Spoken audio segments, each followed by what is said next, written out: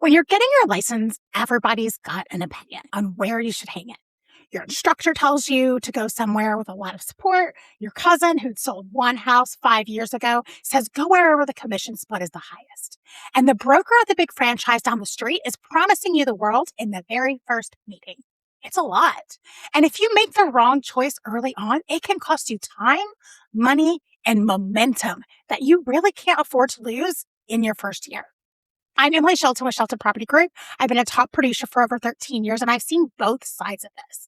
Today, I'm breaking down the real differences between traditional and cloud-based brokerages, what actually matters, and when you're new, how to think through the decision in a way that fits your goals. Not somebody else's opinion, yours. Let's get into it. Before we get into which is better, let's make sure we're talking about the same thing, because there's a lot of confusion around what cloud brokerage even means. A traditional brokerage is your brick and mortar setup. You've got a physical office, a managing broker on site, maybe weekly team meetings, floor duty, the whole thing. Think Remax, Keller Williams, Goldwell Banker, Century 21. These are structured environments with in-person culture, sometimes a built-in referral network, and a clear hierarchy. You come in, you learn the ropes, and the office is your home base. A cloud-based brokerage operates primarily online. No physical office you're required to report to. Training, resources, support, it all lives in a digital environment. The most well-known example right now is eXp, Real, and LPT. The most well-known example right now is eXp Realty, which is where cloud-based brokerages began and where I actually operate. There are others, but eXp pioneered this model and scaled it globally. So that's going to be my reference point throughout this video. Now, neither one of these is automatically better. What matters is what you need at this stage in your career. And that's what we're going to sort out today. Here's where new agents get it wrong. They focus entirely on the commission split and ignore everything else. So let's talk about the actual factors that are going to affect your first year: training and support. At a traditional brokerage, support is often more structured and in person. If you're someone who learns by being around people, watching experienced agents, and having someone physically available to answer questions, that environment can be very valuable. Some traditional brokerages have excellent training programs, while others have basically nothing and just hope you figure it out. And some offer really great training and mentorship, but it comes at an additional cost, which can be hard when you're starting out. At a cloud-based brokerage like eXp, training lives online. There's actually a massive amount of it available around the clock. The challenge is that it requires discipline and self-direction.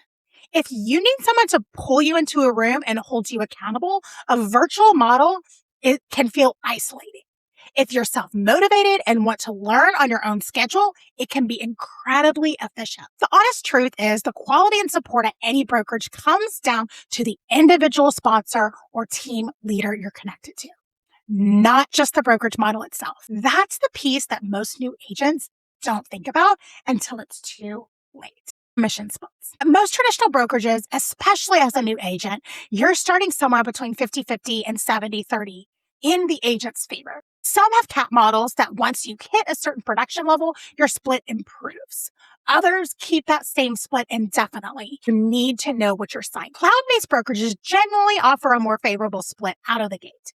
eXp, for example, starts all agents at 80-20 with a relatively low annual cap. Once you hit that cap, you're actually at 100% for the rest of your anniversary year. For a newer agent who's hungry and building momentum, that math can really make a difference. Here's the thing. A higher split on 0 deals is still 0. Don't make the split a whole decision. Make the split one piece of the decision: culture and community. This one doesn't get talked about enough. Real estate is a lonely business if you let it be. Your brokerage environment, whether that's a physical office or a virtual community, plays a role in whether you stay motivated, stay accountable, and stay in the game past year one. Traditional offices can offer a sense of community just by having people around. But that can also mean politics, competition between agents, and a culture that isn't always collaborative. Cloud models can feel isolating if you're not intentional about plugging in. But at a place like eXp, when you do plug in, the community is refreshingly authentic. And quite literally, global. You have access to top producers across the country who are in the same virtual environment, doing live training, sharing what's working. That doesn't always exist in a local traditional office. Okay, so you've heard the breakdown. Here's how I'd actually think through this decision if I were starting new today. Ask about mentorship before you ask about the split. Seriously. Before you sign anything, ask the broker or the team leader directly. What does mentorship and training look like here? Is this included in my desk fees? Are there additional costs involved? Who will I be working with the first 90 days? What does support look like when I have a question at 8 p.m. on a Thursday? The answers to those questions will tell you more than any marketing deck. Understand what you're actually getting for your split.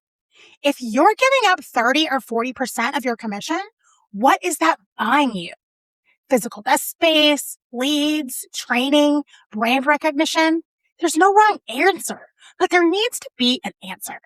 If a broker can clearly articulate the value of what they're offering, that's a red flag. Think about where you want to be in 3 years, not just right now. Some agents need the structure of a traditional brokerage in year 1 and then want to move to a model with better economics once they're established. Others are ready to plug into a cloud model from day 1 and scale faster because they have more control over their income. Neither path is wrong, but it helps to think ahead. And if you're considering a cloud-based brokerage, who you join under matters as much as where you join. This is specific to models like EXP. Your sponsor and co-sponsor. The person who brings you in becomes part of your support system. You want someone who's actually in production, who's going to answer calls, and who has a track record of helping the agents they bring in actually succeed. That's not given, so ask the question. Here's where I land on this. There's no universally right answer. A well-run traditional brokerage with strong mentorship can absolutely be the right place to start. And a cloud brokerage with the right support structure can give you tools, economics, and community that a traditional model can't match. What I know for sure is this. The agents who struggle the most in their first few years aren't struggling because the brokerage model they chose. They're struggling because they didn't have real mentorship, didn't have real accountability, or proven systems to follow. That's the thing to solve for, regardless of where you hang your license. If you want to talk through what this decision looks like for your specific situation, that's exactly what my free strategy calls are for. No pitch, no pressure, just a real conversation about where you are and what might actually make sense for you. The link is in the description. And if you're newer and you haven't seen my video on what to do in your first 30 days, go watch that next. Whether you're at a traditional brokerage or a cloud model, those habits apply on day 1. Drop consult in the comments if you want to chat. I'll get you the link to book time with me directly. I'm Emily Shelton with Shelton Property Group, where we are faith, family, real estate. Subscribe if you're not already, and I'll see you in the next one.